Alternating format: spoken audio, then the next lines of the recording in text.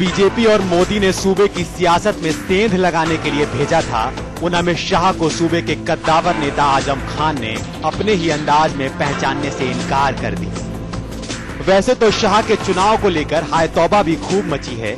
ये भी कहा गया कि देश की सियासत का सरताज बनने के लिए मोदी का ये पैंतरा तो नहीं, क्योंकि शाह ने गुजरात में मोदी की हैट्रिक लगवाने में बड़ी भूमिका निभाई है और सब जानते हैं कि दिल्ली की डगर यूपी से ही निकलती। लेकिन जब देर रात रामपुर पहुंचे आजम खान से इस बाबत पूछा गया तो उन्होंने मुस्कुराते हुए कहा, ये साहब क्या रामपुर के प्रधान हैं। रामपुर से प्रचार की शुरुआत के सवाल पर भी उन्होंने कहा कि शुरुआत तो 6 दिसंबर को बाबरी के साथ हो गई थी, जिसका हश्र आज तक वो झेल रहे हैं। अभी शुरुआत हुई नहीं, 6 दिसंबर को नहीं हुई, 6 दिसंबर 92 को तो हो गई थी। दूसरी बार करेंगे। एक बार तो राम जी ने इनका हश्र ऐसा किया कि फिर कभी सत्ता में आएंगे। अब क्यों दोबारा राम जी की बददुआ लेंगे। चलिए, सियासत में सियासतदानों की जान पहचान तो होती ही रहती है, क्योंकि देश की सत्ता के लिए हो रहा संघर्ष अब दिनों दिन दिलचस्प होता चला जाएगा और हम आपको ऐसे जान पहचान के बयानों से रूबरू भी कराते रहेंगे। अफान अहमद, रामपुर की न्यूज। और इसी पर बात करने के लिए हमारे साथ हम बात कर अपने पॉलिटिकल एडिटर दुर्गेन सिंह चौहान से बात करेंगे। दुर्गेन जी, एक नए अलग ही अंदाज से बयां कर रहे हैं आजम खान। बिल्कुल, आजम खान का अपना अंदाज है और उस अंदाज में वो कायम है और जो इसके पीछे आपको साफ दिख रहा होगा कि समाजवादी पार्टी की रणनीति है। अमित शाह को लेकर वो फिक्रमंद हैं। ये आजम के बयान दिखा रहे हैं कि एक कद्दावर गुजरात के नेता को ग्राम प्रधान बता रहे हैं। मेरा सवाल यह है कि ग्राम प्रधानी क्यों बता रहे हैं? अगर नहीं रिकॉग्नाइज करना है तो बिल्कुल ना रिकॉग्नाइज करें। वो तो कहीं ना कहीं अंदर वो डर जो बता रहा है कि एक तो आजम खान की सपा में एक उनका अपना औरा है, एक तरीके से उनका एक अपना स्थान है। तो अब आजम खान के ही गृह जनपद रामपुर से अमित आ रहे हैं, तो जाहिर सी बात है कि अगर जो भी वहां से बीजेपी का अगर टेम्पो बनता है तो आजम खान एक संदेश पार्टी के अंदर जाएगा कि आजम खान का वो औरा नहीं रहा। तो आजम खान इसीलिए उसको कंडेम कर रहे हैं। सपा की रणनीति है। आप देखते हैं जब बीजेपी, मोदी, शाह जिनके बारे में बात होती, जो हार्ड लाइनर नेता है, तो समाजवादी पार्टी के मैं देखा 1 दर्जन मंत्रियों नेताओं को मैंने अभी बात करते देखा या बयानों में अखबारों चैनलों में बयान देते देखा है कि वो यही कहते हैं ये कौन है। जी, सबसे बड़ी बात है कि ये कौन सी राजनीति है? ये तो हो सकता है राजनीति नहीं, मुझे लगता सपा की रणनीति है। जी सही कह रहे दुर्गेन जी। अभी हाल ही में एक नेता ने कहा था कि वरुण गांधी कौन है और अब आजम खान कह रहे हैं कि अमित शाह कौन है। तो सारे मतलब बीजेपी के जितने भी बड़े नेताओं को पहचानने से इनकार ही कर दे रहे हैं। एसपी के जितने भी नेता मुझे लगता है कि अब जनता शायद ना इनको कहीं पहचानने से इनकार कर दे चुनाव में। तो ये अगर इनका यही रवैया रहा तो मुझे लगता है कहीं एक आप राजनीति कर रहे हैं तो ठीक है। आपसे अगर कोई सवाल किया जाता है, आप इतने बड़े कद के नेता को, जाहिर सी बात अमित शाह ग्राम प्रधान नहीं है, वरुण गांधी कोई दबे छिपे नेता नहीं है, कहीं वो गली मोहल्ले के नेता नहीं, कोई सभासद पार्षद नहीं है, उनको ना जाने। ठीक, आपको टिप्पणी नहीं करनी तो आप ये कह सकते हैं नहीं टिप्पणी, लेकिन सपा की रणनीति हो सकती है। मैं ये नहीं कह रहा हूं कि सपा उस पर बयान ही दे, कोई जरूरी नहीं। उनकी अपनी रणनीति है। वो हो सकता है कि इस तरीके से अपने मतदाताओं को दिखाने की कोशिश कर रहे हो, एक खास वर्ग को बताने की कोशिश कर रहे हो कि हम इन्हें पहचानते तक नहीं है। जी अनिल जी, 27 तारीख से बीजेपी अपना एक विशाल प्रदर्शन करने जा रही है, जिसको लेकर गिरफ्तारी भी की जाएगी और बीजेपी रामपुर से यहाँ यूपी में अपने इस प्रदर्शन की शुरुआत कर रही है। अमित शाह रामपुर में रैली करेंगे और वहां पे अपनी गिरफ्तारी देंगे। तो ये जो बयान आजम खान का आया है वो कहीं ना कहीं खींच तो नहीं है आजम खान की? नहीं, गिरफ्तारी और इस तरह जो रामपुर से उतार रहे हैं अमित शाह को, जो हिंदू भाजपा के हार्ड लाइनर नेता माने जाते हैं, तो उसमें ये 2 तरह की अलग अलग रणनीतियां हैं। एक तो ये है कि ये जेल भरो आंदोलन करके जो ये शुरू करने जा रहे हैं भाजपा वाले, तो उसपे ये मेन इनका जो मुद्दा है भ्रष्टाचार। जी, तो भ्रष्टाचार को लेकर ये वो करने जा रहे हैं जेल भरो आंदोलन। और दूसरा ये जो आपने बोला कि अमित शाह को वहीं से रामपुर से क्यों लाया जा रहा है, तो रामपुर से चूंकि आजम खान ये सपा के मुस्लिम चेहरा माने जाते हैं जी, तो एक तरह से कहीं न कहीं कोई रणनीति लगती है भाजपा की। लेकिन जिस तरह से अनिल जी ये बयान आया है आजम खान का कि वो अमित शाह को पहचानने से ही इनकार कर रहे हैं, बड़े नेता हैं बीजेपी के और रामपुर से ही वो शुरुआत कर रहे हैं, आजम खान के गढ़ में सेंध लगाने की कोशिश की जा रही है बीजेपी की तरफ से। तो ऐसे में आजम खान का ये बयान क्या माना जाए? नहीं, ये तो एक स्ट्रेटजी है, ये सिर्फ स्ट्रेटजी है कि वो होंगे बहुत बड़े नेता, लेकिन हमारे दिमाग में, हमारी निगाह में ही इज नथिंग। ये अगर आजम खान कह रहे हैं तो अमित शाह के इम्पोर्टेंस को, उनके महत्व को वो नकारने की कोशिश करते हैं जी। और एक सामान्य मनोविज्ञान का छात्र भी इस बात को जानता है कि जब आप किसी चीज को डिनाई करते हैं बेमतलब जी, तो कहीं न कहीं वो आप पे भारी पड़ रहा होता है जी। जो चीज आप पर भारी पड़ रही होती है उसको आप डिनाई करते हैं जी। तो ये उनकी स्ट्रेटजी है कि वो अमित शाह को, या जैसे भी आप वरुण गांधी की बात के संदर्भ में कहा था कि उनके सपा नेता कह रहे हैं कि वो कौन है जी, तो ये सिर्फ स्ट्रेटजी है और वो कहीं न कहीं इस चीज को डिनाई करने की कोशिश कर रहे हैं कि ये लोग महत्वपूर्ण नहीं है हमारी निगाह जी। दुर्गेश जी, स्ट्रैटेजी एसपी लेके चल रही है जो बीजेपी के बड़े नेताओं को पहचान नहीं पा रही है, लेकिन जिस तरह के बयान आ रहे हैं उससे लग रहा है कहीं ना कहीं एसपी अंदर से डरी हुई है। बीजेपी जिस तरह से एक नए जोश के साथ इस चुनाव में आगे बढ़ रही है, तो लिखा जो हाल में भी सर्वे आया है उसमें समाजवादी पार्टी को 29 सीटें दी गई हैं जी, कि अब उसका, जबकि उसके सपने 40 और 50 सीट के हैं। लगातार वो मुलायम सिंह जी को प्रधानमंत्री की रेस में समाजवादी पार्टी के लोग ले जाना चाहते हैं और वो मुलायम सिंह जी को समाजवादी पार्टी एक तरीके प्रधानमंत्री के रूप में पेश कर रही देख रही थी। लेकिन इधर आपने देखा होगा कि अब इधर हाल में 10-15 दिन या महीने भर से इस तरह के बयान नहीं आने कि मुलायम को प्रधानमंत्री बनाना है, तो कहीं ना कहीं समाजवादी पार्टी के अंदर वो भी इस बात को रियलाइज कर रहे हैं कि जो हमारे सरकार के काम हैं, जो स्थितियां बनी हैं, अंदर एक जो आक्रोश पनपा है, वो मुझे नहीं लगता कि जो उनकी इच्छा शक्ति है, जो उनकी, जो जिसपे वो मान रहे हैं कि हम 40-50 के ऊपर जाएंगे, तो वो उन्हें एहसास हो रहा है। मुझे लगता है वो नंबर बढ़ाने के लिए अब हर तरीके से रणनीति समाजवादी पार्टी कर रही है।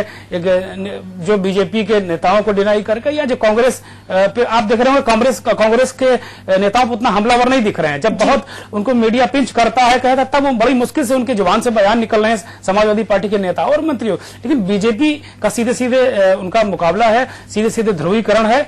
और जो कॉस्ट पॉलिटिक्स के अलावा जैसे सपा बसपा की कॉस्ट पॉलिटिक्स है, तो यहाँ एक तरीके से वर्ग के बीच, जो वर्गों के बीच राजनीति होने जा रही है, जैसे अयोध्या आंदोलन के बाद हुआ। तो मुझे लगता है कि ये जो समाजवादी पार्टी और बीजेपी का, जो मैं अहम बात सबसे आपको बताना चाहता हूं कि इन दोनों दलों के बीच में जो ये लाइन खींची जा रही है कि आप इस पाले में, मैं इस पाले में हूं, एक हिंदू के पाले की बात कर रहा है, एक अल्पसंख्यकों की बात कर रहा है, इससे मुझे लगता है कि परिणाम इसके खतरनाक भी हो सकते हैं।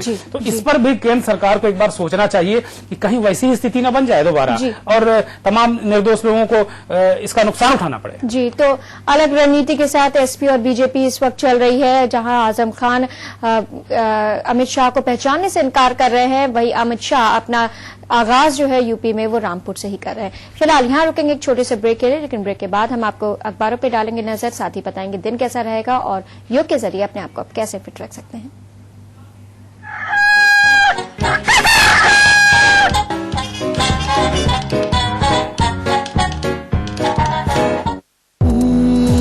देखो उड़ी वो जुल्फे और बिखरी हवा में खुशबू, मेरे घने लंबे मुलायम बालों का राज अंतर्मना का लाइफ है।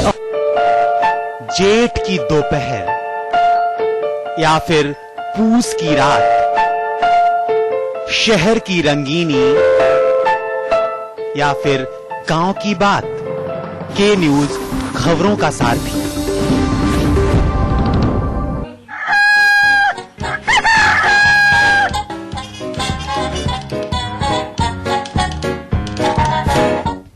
ब्रेक के बाद के मॉर्निंग में आपका स्वागत है और अब वक्त तो चला है कि हम आपको बताएं कि अखबारों ने किन खबरों को सुर्खियां बनाया है, किन खबरों को लीड पर रखा है।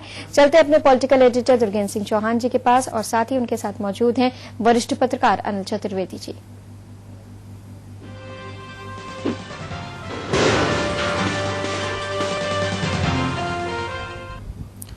अखबारों पे आज नजर डाली हमने, तो कुछ खास खबरें नजर आई हैं और जिनको हम आपको बता दें कि अखबारी नजरिया जो हम पेश करते हैं उसमें खबरें तो बताते ही हैं हम कि क्या खबरें आज किस अखबार ने पहले पन्ने पर रखी, किन खबरों को अहमियत दी है। ये भी हम आपको बताते हैं कि इन खबरों के पीछे की खबर क्या है, इन खबरों के ये खबरें बनी तो इसके पीछे की वजह क्या है। आज अगर हम टाइम्स ऑफ इंडिया पर नजर डालें तो उन्होंने एक तरीके से एक खबर को लीड बनाया है कि करप्शन को लेकर जो ये चल रहा है पूरा इस मामले को, मतलब एक तरीके से एक लॉन्ग टर्म प्लान करप्शन को रोकने के लिए होना चाहिए। तो इस बड़ी खबर को एक उन्होंने कुछ आगे करके, जैसे सभी अखबारों ने मय्यप्पन की गिरफ्तारी को लीड बनाया है, टाइम्स ऑफ इंडिया ने इसके थोड़ा आगे बढ़ के इस कदम को एक तरीके से लीड बनाया है कि नहीं, अब इसके लिए टोटल जो कुछ घटना था वो घट चुका, सब कुछ पत्ते खुल चुके हैं, अब इसको एक तरीके से योजना बननी चाहिए, इसकी व्यवस्था होनी चाहिए। बीसीसीआई के उपाध्यक्ष अरुण जेटली जो भारतीय जनता पार्टी के नेता भी हैं और आईपीएल के कमिश्नर राजीव शुक्ला कल कानून मंत्री से मिले, खेल मंत्री से मिले, कानून मंत्री से मिले और उन्होंने कहा कि इसके लिए कानून बनना चाहिए। मुझे लगता है अब काफी देर हो गई है, शायद ये बात पहले कह देती, ये लोग जाके पहले कहते तो निश्चित रूप से कहीं ना कहीं अब तक कोई कानून बन जाता और ये जो होता इस पे कहीं रोक लगती।